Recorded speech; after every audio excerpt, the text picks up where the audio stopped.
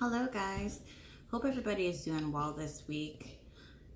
Today, I want to speak to you guys about really and truly just understanding that in life, people's opinions of you and the way that you are perceived, one, is not important. It's also not your business. The only business that you have on this earth is to be all that God has placed you to be, whatever that is for you. And the only way you're going to be able to do that is to stop worrying about people's opinions of you, how the world defines you, and understand that God defines you. So let's go ahead and talk about it. I was a person who struggled for a very, very long time with wanting to be accepted by everyone.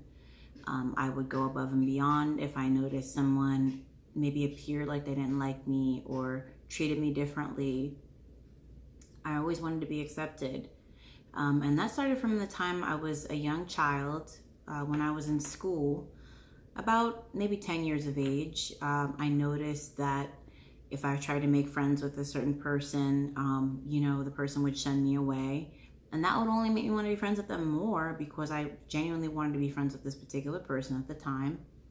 And this person said to me, I don't want to be your friend because you look weird and because you talk weird. I didn't know what that meant because I was only 10. Anyway, make a long story short, different things happened over the years with different people as a child, of course, where I felt like, why don't these people like me? What do they mean by I speak differently? What do they mean by I'm weird?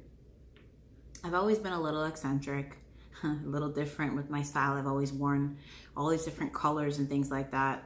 When I was in high school, I used to wear dresses every day just because I liked them, not because of any particular reason. And I think sometimes when you walk through the world a little different than everyone else, or maybe do something that's not on trend, people sometimes don't know what to do with it. Because here's the thing, people in general fear things that they're not sure of or things that they haven't been educated on. Same thing goes for when they see a person that's different. It's kind of like that older couple that sees the kid with the blue hair and says, why on earth would he or she dye their hair blue?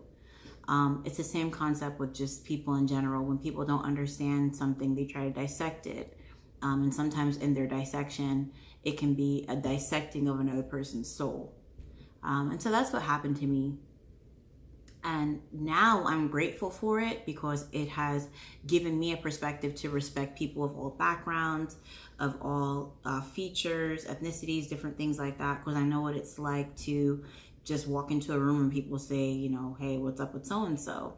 So I'm grateful for that because maybe if I didn't go through like that period of bullying or that period of feeling like I was different, maybe I wouldn't have been or be as kind as I am today.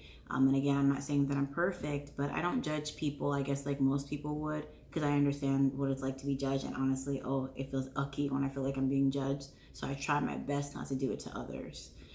And so that's why I want to talk about this topic. How I overcame genuinely caring about what others thought was I had to understand something. One, God created me. And two, it states for all of us that we're fearfully and wonderfully made. And when you think about that, you're like, fearfully and wonderfully made. And then you look at yourself in the mirror and you try to dissect yourself based on what other people thought of you in the past. The reality is, when you're looking in the mirror, what you're seeing, the physical, the emotional, all of it, it's okay. Because it's okay for God. It doesn't have to be okay for those other people. At the end of the day, someone's probably talking about me right now, and that's okay. It's not my business. But that's not what defines me, and I shouldn't care, because God is what defines me, and the only person's opinion or being's opinion that I truly care about at this particular point in my life is God. I'm still kind to people. I still love people. But I don't let those comments that people may make about me, about my hair, about, the way I speak, things like that, I don't let those comments define me anymore like I used to. Because at the end of the day, I have no control over them. And I have bills I have to pay. I have children I have to raise. I have people I have to touch and be positive toward, and show them that there are different ways to deal with different things in life. I truly believe that that's my purpose, really, is just to tell people it's okay to be you.